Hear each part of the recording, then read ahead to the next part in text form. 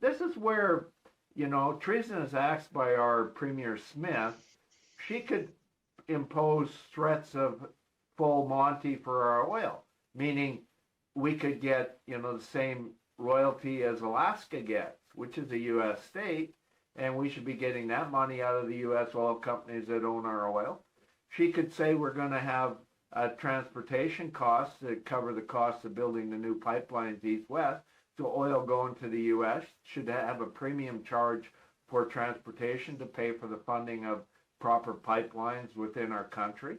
And she could also say we're going to get fair market value for our oil, which in a depressed economy where there's high demand for our oil, we should be getting more than West Texas intermediate prices for our oil because the U.S. refineries need it. They've depleted their stockpiles and we're in high demand. So when you have a treasonous premier failing to bring that negotiations to the table because it's controlled by the province for the most part, although the federal government could step in and impose, proper pricing of our goods leaving the province of Alberta. I think this is where the treason really hits the table, and it's costing the rest of Canada by the acts of the Premier Smith. Because if she threw that on the table, like you've stated, Cal, in past things, past episodes, you've hit the nail on the head saying, we should be getting fair price for our goods, and we're not out of Alberta here. So this hurts all of Canada.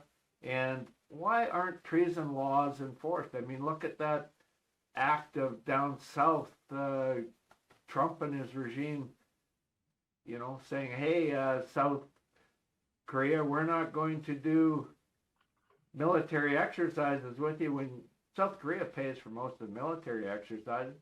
And my buddy is the North Korean leader. No, I got a problem with that. I think these treason laws need to be held to account both here in Canada and south of the border.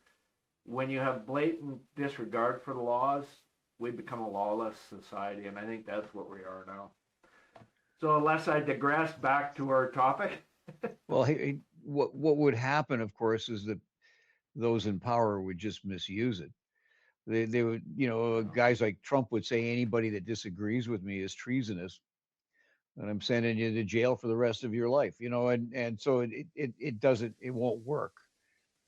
Yeah, well, I tend to agree. I mean, there's an article here put out by The Independent. Nearly 100 criminals pardoned by Trump have been arrested again. Subscribe to the channel, give us a like, and please share the video. Don't be afraid to share this commercial with your friends too.